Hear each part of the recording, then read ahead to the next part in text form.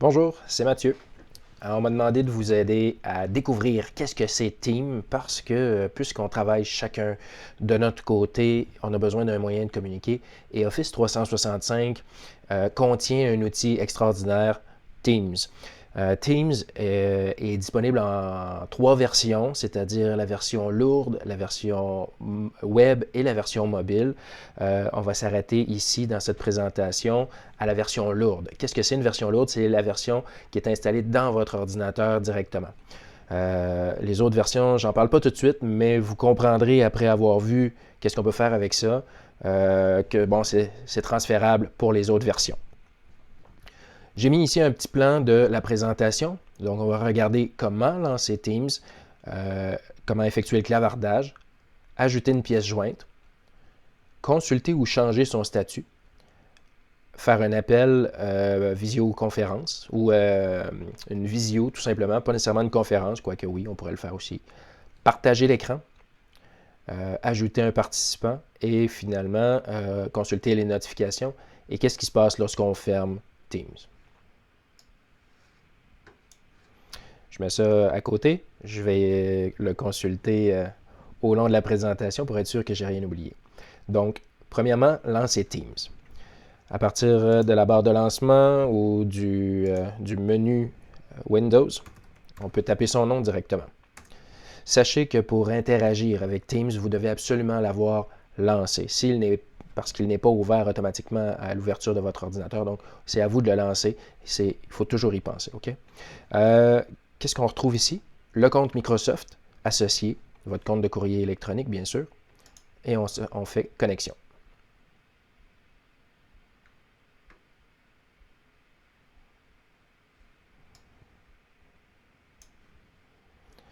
Je vais le faire afficher en plein écran. Donc, on peut voir son icône qui est ici. Vous pouvez peut-être l'épingler à votre menu avec bouton droit. Donc, bouton droit, moi je l'avais déjà épinglé. Vous, ça devrait être comme ça ici, épinglé à la barre de tâches. De cette manière-là, lorsque vous allez fermer ou si vous fermez Teams ou encore vous redémarrez votre poste, vous allez pouvoir le relancer facilement. Il va toujours rester sur votre barre de tâches. Ça va? Donc, nous voici dans Teams. L'élément le plus important à découvrir dans son interface, c'est le menu Conversation. J'appuie ici sur Conversation et j'ai accès à différentes conversations que j'ai déjà tenues. De votre côté, ça devrait être un peu plus vide. Pour lancer une nouvelle conversation, je vais appuyer ici en haut et commencer à écrire le nom de la personne avec qui je veux correspondre. Donc, ici, Hélène, j'ai trouvé mon participant et je peux commencer à clavarder. C'est dans cette fenêtre-là que va avoir lieu donc la conversation. Et en bas ici, j'ai différents outils.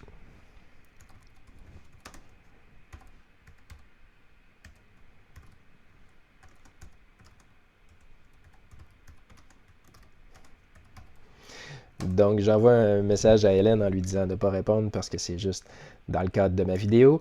Mais vous pouvez voir, Hélène, de toute manière, présentement, elle a l'air absente ou elle est occupée. On peut voir que son statut, si je vous montre ça de plus près, vous voyez qu'il y a une petite horloge à côté. Donc, Hélène ne devrait pas me répondre présentement.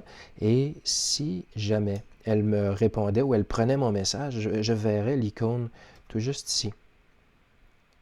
Changer pour celui-ci, avec le petit œil, qui me montre, qui me confirmerait que Hélène a vu mon message. Si je veux travailler avec Hélène, j'ai besoin de lui partager un document. Au lieu d'utiliser le courrier électronique, je peux l'utiliser ici avec joindre un fichier. Charger à partir de mon ordinateur, je sélectionne le fichier et je l'envoie. Il va probablement me dire qu'il existe déjà. Je vais conserver les deux copies dans ce cas-ci. C'est un test que j'avais déjà fait, comme vous pouvez voir. Et il me reste à appuyer sur Entrée pour envoyer mon message. Il se fait un historique des fichiers envoyés dans le menu Fichiers qu'on retrouve en haut. Et donc, comme vous pouvez voir, j'ai fait le test 2 fois. J'ai la première version qui a été envoyée il y a 47 minutes et la seconde que je viens tout juste de retourner. Je reviens à ma conversation.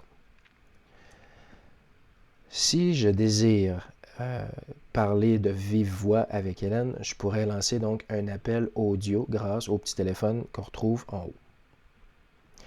Si pendant mon appel audio, je désire lancer ma caméra, au centre de mon écran, ici, je vais avoir un petit dessin de caméra et donc je pourrais lancer la caméra à partir de là si je ne l'ai pas déjà fait dès le début. Fonction super intéressante maintenant que je vous présente, c'est le partage de votre écran.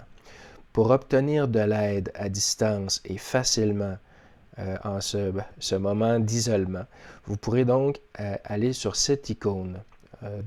Lorsque vous avez une conversation qui a été choisie, dans ce cas-ci, ce serait avec Hélène, j'appuie ici et ça va partager mon écran.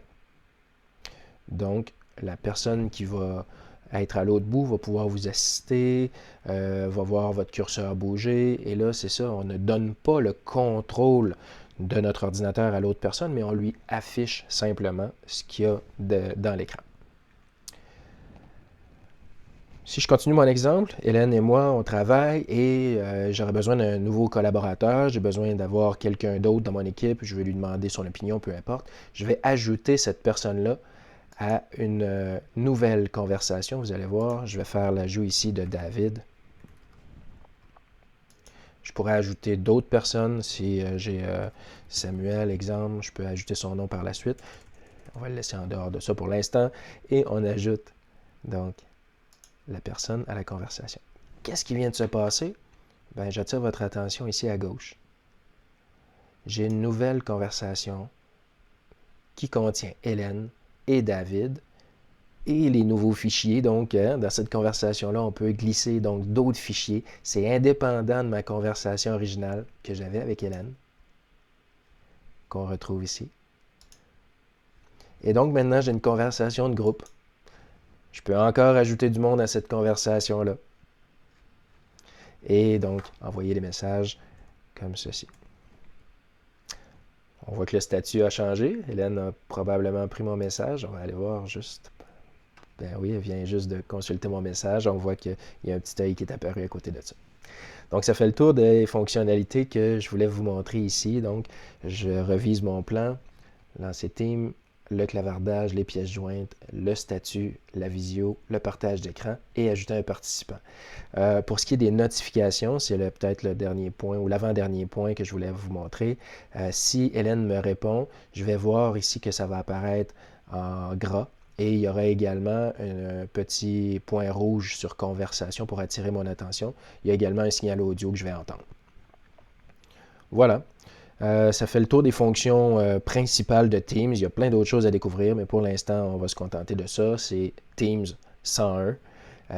Si je ferme ma fenêtre, juste pour vous dire, Teams n'est pas réellement fermé. Il est en bas dans je ne le dirais pas, la zone de notification ou dans les icônes cachées. Je peux recliquer dessus pour le faire réapparaître.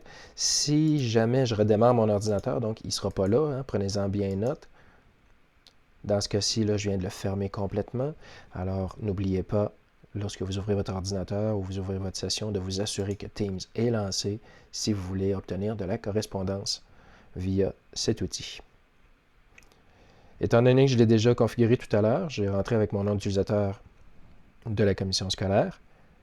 Et bien maintenant, lorsqu'il ouvre, il est déjà prêt à être utilisé. Voilà. Fait que je vous souhaite une bonne session de travail avec Teams, bon succès, et on essaiera de faire d'autres vidéos pour vous aider à l'utiliser selon les besoins que vous exprimez. Bonne fin de journée.